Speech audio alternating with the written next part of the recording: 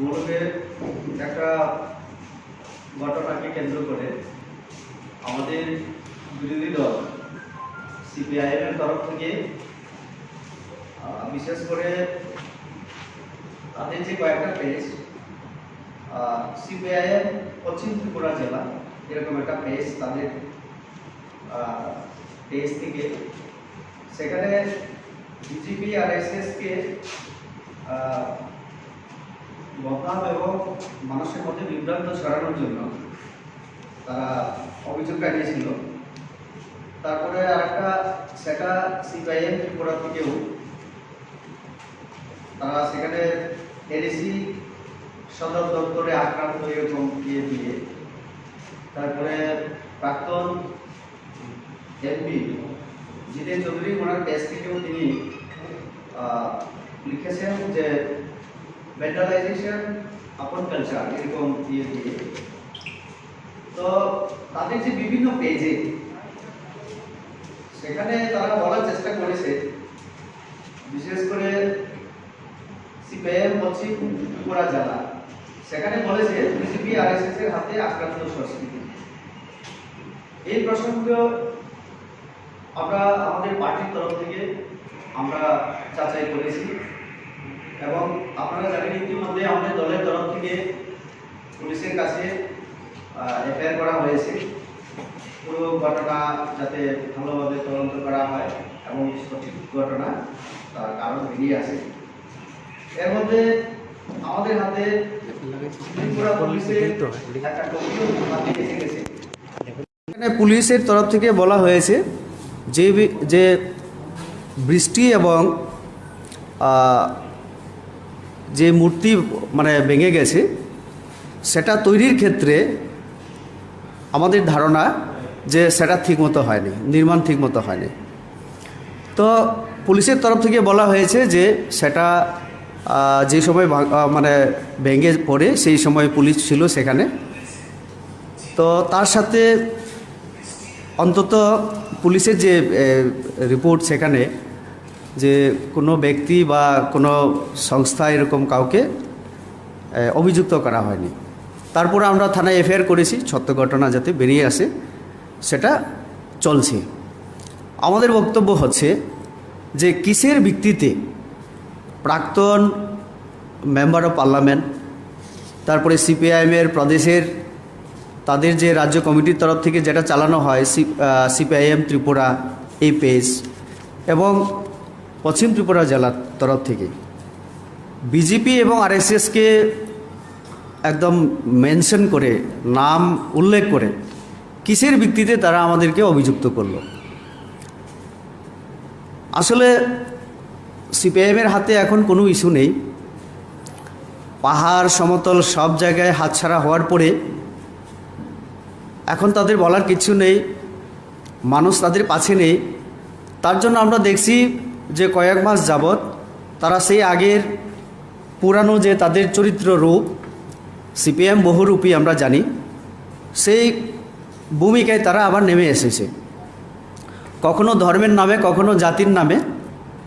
ভারতীয় জনতা পার্টি আমরা বলে রাখি, ভারতীয় জনতা পার্টি এই দলের সৃষ্টি হয়েছে ভারতবর্ষের সভ্যতা, সংস্কৃতি, সমাজ এবং সামাজিক মূল্যবোধকে রক্ষা করার জন্য।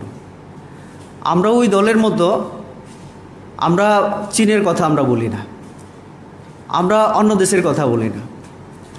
আমাদের দলটাই হচ্ছে ভারতীয় সংস্কৃতিকে রক্ষা করা, ভারতীয় সভ্যতাকে রক্ষা করা এবং আমরা জানি বিবিধের মধ্যে যে মিলন সেটাকে ধরে রাখা। এবং তার জন্যই আমরা দেখেছি সিপিআইএম এই জায়গায় ব্যর্থ হয়ে এখন কিছুদিন আগে ধর্মের নাম করে কেন একটা উৎসবের দিনে লকডাউন করা হলো, একদিন কেন পিছিয়ে দেওয়া হলো না। আজকে যে মূর্তি, সেই মূর্তি আমরা দেখেছি যে আমাদের জনজাতি এক রমণীর সেখানে পোশাক এবং বিশেষ করে এটা দেখতে অনেকটা রিয়াং রমণীর মতো। তো আপনারা দেখেছেন আমাদের 2.5 বছরের যে রাজ্য সরকার, এই সরকার আমাদের জনজাতিদের উন্নয়নের জন্য বহুমুখী পরিকল্পনা গ্রহণ করে কাজ করা শুরু করেছে। আজকে যে জনজাতিদের কথা বলে সিপিএমরা মানুষকে বিভ্রান্ত করার চেষ্টা করছে। আমরা দেখেছি 25 বছরে তাদের জনজাতির দরদ। আজকে যে রিসা আমরা ব্যবহার করি সেই রিসা তাদের নেতৃত্বরা কোনোদিন ব্যবহার করতো না। আজকে এই মূর্তি কেন বিজেপিরা ভাঙবে, আরএসএস কেন ভাঙবে? আমরা তো চাইছি আমাদের জনজাতিদের শিক্ষা, সংস্কৃতি, এরকম সামাজিক মূল্যবোধ তার রক্ষণাবেক্ষণ এবং আরও বিকশিত হোক, আরও উন্নয়ন হোক। তো আমরা তার জন্য নিন্দা জানাই। সাথে সাথে আমাদের অবজারভেশনে একটা জিনিস উঠে এসছে, যে মূর্তিটা পড়ে গেছে হেভি রেনের মধ্যে, সেখানে আমরা দেখেছি যে ওজন তার মূর্তির, সেটা ধরে রাখতে গেলে লোহা, রড এরকম কিছু দিয়ে নির্মাণ করা উচিত ছিল। কিন্তু সেখানে আমরা দেখেছি অনেকটা বাঁশ দেওয়া দেওয়া। তো তা থেকে পরিষ্কার যে যেভাবে তৈরি করা হয়েছে তাতে যে টাকা খরচ করার জন্য বরাদ্দ ছিল, হয়তোবা সেই টাকা নয়ছয় হয়েছে, হতে পারে। তার জন্যই আমার তো সন্দেহ যে আর্থিক কেলেঙ্কারি একটা দিক অবশ্যই সেখানে জড়িত ছিল।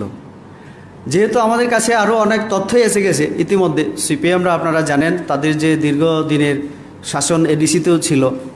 তারপরে যখন 17 তারিখ রাজ্যপালের প্রশাসকের মাধ্যমে এডিসি প্রশাসন এখন চলছে আমাদের, সেখানে আমরা দেখেছি বিভিন্ন জায়গায় এখন আর্থিক দুর্নীতির গন্ধ আমরা পাচ্ছি। 1-2টা উদাহরণ আপনাদের সামনে আমি আজকে তুলে ধরার চেষ্টা করব।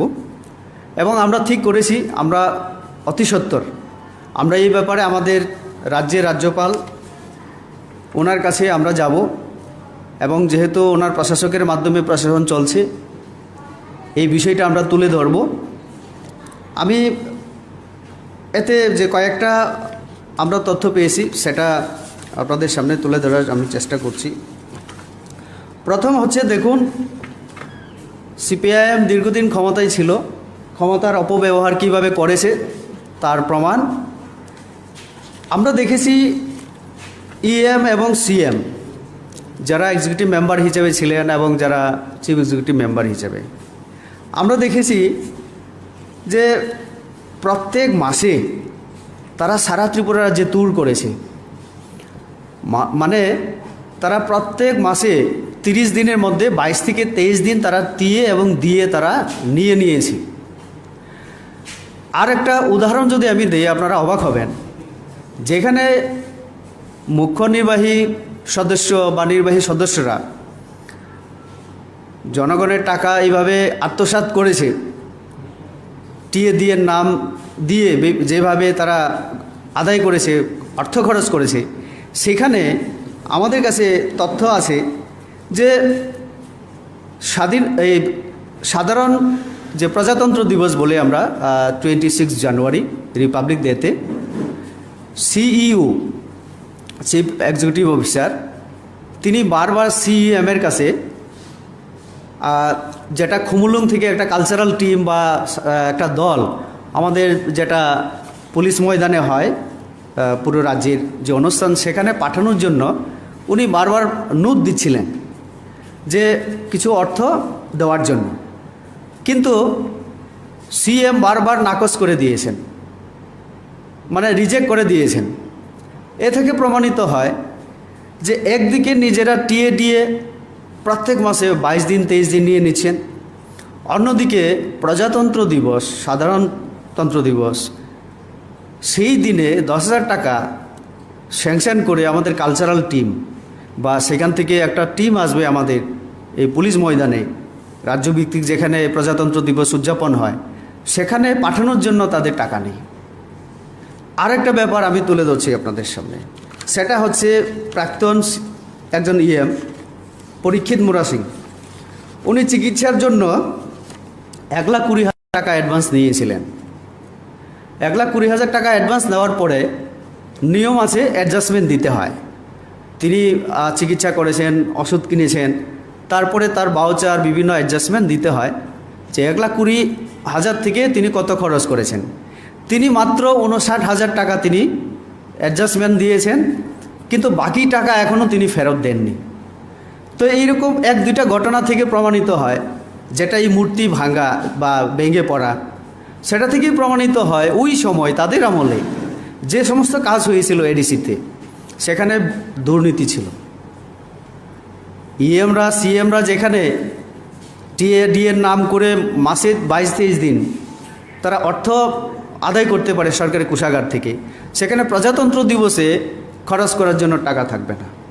অথবা যেই কাজগুলি হয়েছে, এই যে পরীক্ষিত মোরা সিং প্রাক্তন এই যে ইএম, উনি কীভাবে 1,20,000 টাকা নিয়ে জানেন সরকারি টাকা 1 টাকাও যদি থেকে থাকে তাহলে সেটা ফেরত দিতে হয়।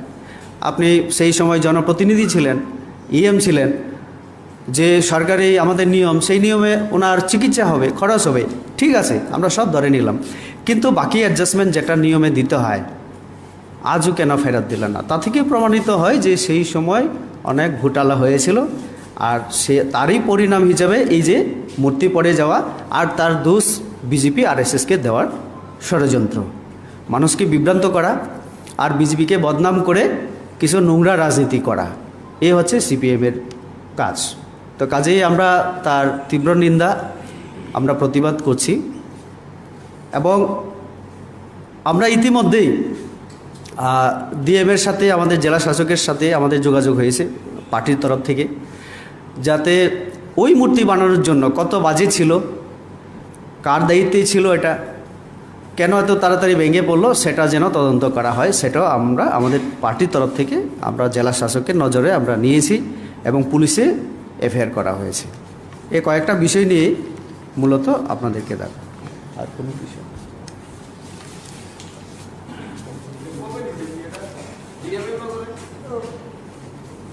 ডিএমের নজরে একটু আগে আমি আমাদের রাজ্য প্রেসিডেন্টের সঙ্গে আলোচনা করে বুঝতে পারলাম এটা আজকেই আলোচনা হয়েছে ডিএমের।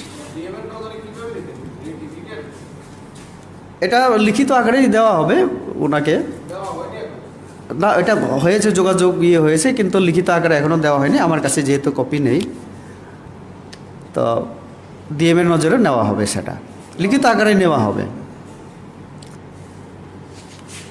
এই